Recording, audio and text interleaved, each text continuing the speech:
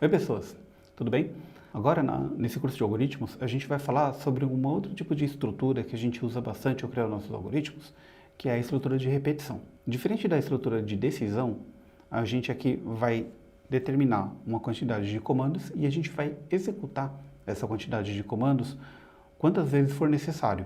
E este for necessário, ele é sempre definido por uma regra. E essa regra é definida também no momento da criação do laço. Tá? Então, vamos lá. Eu vou ter um processo que é definir quais são os comandos que vão ser executados e definir também um outro comando que vai falar se eu tenho que repetir novamente a execução desses comandos ou não. Isso é alguma coisa que é muito mais fácil a gente explicar mostrando algum gráfico, mostrando algum código, do que eu ficar falando muito aqui, tá bom? Então a gente já vai direto para um primeiro exemplo, e esse primeiro exemplo é só um desenho de fluxo. A gente não vai ver código nesse primeiro exemplo, para poder entender exatamente, passo a passo, como isso funciona. Uma coisa que é importante dizer é que essa repetição a gente chama em programação de loop. Então daqui para frente, sempre que eu for me referir a uma repetição, alguma coisa assim, eu vou usar essa expressão, tá bom? Então a gente vai iniciar aqui o nosso algoritmo e a gente vai definir uma primeira variável chamada iteração atual. Quando a gente está trabalhando com loops, a expressão iteração ela é usada para definir cada vez que a gente dá uma passada nesse loop. Então, se a gente passar nesse loop 5 vezes, ele teve 5 iterações. Tá? A gente vai também definir uma variável chamada soma e vamos começar em 0. Tá? E esse exercício ele vai pedir para que a gente digite 3 números e ele vai mostrar a soma desses 3 números no final. Se a gente fosse fazer isso sem o uso do loop, a gente teria que mostrar a mensagem na tela e gravar na primeira variável, mostrar de novo a mensagem e gravar na segunda variável. E a gente precisaria ter 3 variáveis. Talvez para 3 variáveis não seja um problema. Agora, se você tivesse que fazer 100 vezes, isso aí seria um pouco mais cansativo. Mesmo copiar e colar do computador, ainda fica chato. Então, o que a gente vai fazer aqui é usar o loop para a gente fazer isso de uma forma mais inteligente. Tá bom? Então, a gente vai fazer aqui mostrar entre com o número, que é a minha primeira atividade do loop. Vamos esperar a pessoa digitar um número e vamos somar o soma com o número. E a gente vai somar 1 na iteração atual. Como a iteração atual começou em 1, agora ela é 2. Ela é maior que 3? Não, ela não é. Então, eu volto aqui e vamos rodar de novo o loop. Vou mostrar de novo a mensagem entre com o número, vou esperar a pessoa digitar um número, vou somar soma com o número e vou somar 1 em iteração atual. Nesse momento, a iteração atual é 3. 3 é maior que 3? Não é. Vamos voltar lá em cima. Vamos mostrar de novo a mensagem entre com o número, vamos esperar o número e salvar em 1, vamos somar e vamos somar 1 em iteração atual. Agora a iteração atual é 4. Ele é maior que 3? Ele é. Então a gente vai sair do loop. E quando ele sai do loop, a gente vai só mostrar essa soma. E fim da execução do algoritmo.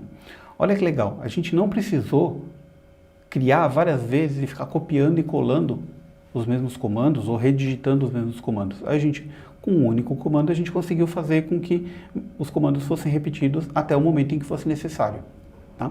Eu fiz aqui também uma tabelinha de teste de mesa, como eu fiz em outros momentos, para mostrar para vocês qual é a evolução disso dentro do computador, como que ele vai armazenar os dados, como é que ele funciona, como é que ele faz a avaliação, tá bom? Então, a gente começa lá com armazenar 1 em iteração atual e armazenar 0 em soma. Nós temos 2 variáveis no computador, iteração atual e soma. A gente mostra o entrar com o número, a pessoa vai lá e digita um número e digita o número 5. A gente soma o número e a soma e guarda em soma. Então aí eu tenho aqui agora que soma é 5, o número é 5 e a iteração atual é 1. A gente soma 1 na iteração atual. A iteração atual é 2, soma é 5 e o número que a pessoa entrou é 5. A gente avalia se a iteração atual é maior que 3. Ela é 2 ainda. O que a gente vai fazer? Refazer o laço. Vamos lá. Mostrar entre com o número. Vou mostrar de novo. Vamos esperar a digitação do número e vamos somar novamente isso. A pessoa digitou o número 8. Então, no momento da soma, a gente soma 8 mais 5, que era o número anterior, e a soma passa a ser 13. E a gente está na iteração atual 2. Soma 1 novamente, iteração atual passa a ser 3. E soma 13 e o número 8. A gente avalia se a iteração atual é maior que 3. Ela ainda não é. Então, o que a gente faz? Volta para o começo do laço. Mostra de novo, entrar com o número. A pessoa vai lá, digita o número, e a pessoa digitou agora o número 11. Na hora da soma, a soma passa a ser 24. E o número armazenado é 11. A gente soma 1 em iteração atual. Passa a ser 4. A gente avalia, iteração atual é maior que 3? É.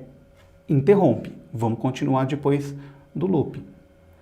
Vamos mostrar a soma é 24 e pronto. Acabou o nosso programa, a execução. E aqui a gente viu que com 3 variáveis a gente conseguiu resolver um problema que precisaria de muito mais variáveis. Por quê? A gente usou uma lógica de repetição. E com essa lógica de repetição, a gente conseguiu que o computador fizesse aquela mesma quantidade de atividades mais vezes. Perfeito? A ideia aqui é a gente entender que com um controle bem definido e com uma lógica bem feita, a gente consegue poupar recursos do computador e consegue também poupar dedo da gente, porque menos a gente vai ter que digitar, tá bom? Um segundo exemplo que eu quero mostrar para vocês aqui é que, agora com código, a gente vai pedir para o usuário digitar números até que a soma desses números seja igual ou maior a 100. E depois a gente mostra essa soma na tela, tá bom? Então vamos lá. Nosso programa tem aqui início principal. A gente vai definir uma única variável que chama soma, que é inteira. Então, a gente armazena 0 em soma, para começar. E aí a gente vai fazer, enquanto a soma for menor que 100. Eu vou mostrar digite um número, vou esperar a digitação guardar em número, e vou somar soma com número, e vou guardar em soma. Aí ele volta aqui. Quando ele vê esse comando fim enquanto, ele volta para o enquanto. Soma é menor que 100? Se a pessoa digitou 5, ainda é. Digita um outro número, espera a digitação, a pessoa digitou o número 40, soma 5 com 40, 45. Vamos voltar lá. Soma é menor que 100? Putz, 45 é. Aí a pessoa está sem paciência, a pessoa vai lá e digita. A gente mostra, a pessoa vai lá e digita 1000. Beleza. A gente soma 45 com o número que a pessoa colocou, que é 1000. Guarda em soma. Agora a soma é 1045. Volta aqui. Soma é menor que 100? Não. Então ele para de rodar esse cara e vem aqui e mostra a soma. Então aqui, novamente, a gente viu que ele está rodando um comando para poder avaliar se ele continua. Se ele funcionou, ele vai rodar tudo que está lá dentro desse laço. Rodou o que está dentro do laço, terminou, ele vai mostrar a soma e fim de jogo. O que é interessante a gente olhar quando a gente está criando um loop, tá? Por mais que pareça um comando simples, ele tem algumas peculiaridades. A primeira é que você tem que entender que ele vai executar todos os comandos do fluxo.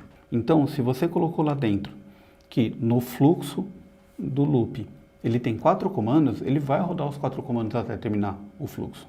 Algumas linguagens permitem que você interrompa o fluxo no meio, mas não é o caso nesse momento, que a gente está aprendendo como funciona o laço. É importante a gente ter a ideia de que o laço ele é um grupo de comandos que vai ser executado e que ele vai ser executado toda vez até que a variável de avaliação ela seja verificada como não válida.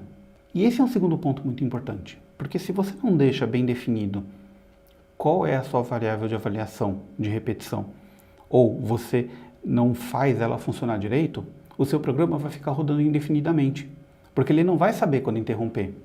E muitos programas dão problema, muitos bugs, que é como a gente chama os problemas de programação, muitos bugs vão acontecer se você não tiver definido como parar uma iteração. Ou, às vezes, a definição do valor não está feita e o seu loop nem roda, porque o computador não sabe, ele vai olhar um valor lá e vai falar, esse valor aqui não bate com o que eu preciso, não vou nem rodar aqui. Então, quando a gente está criando um loop, é muito importante a gente prestar atenção nessa variável de controle da repetição. Tá? A maior parte dos erros de uso de loops estão totalmente vinculados à não definição correta ou a uma falta de cuidado na hora de definir essa variável de repetição. Tomando cuidado com isso, vocês vão conseguir usar bastante essa ferramenta, que é fantástica e ajuda muito a criar melhores algoritmos e principalmente algoritmos que dão menos trabalho para programar. Até a próxima!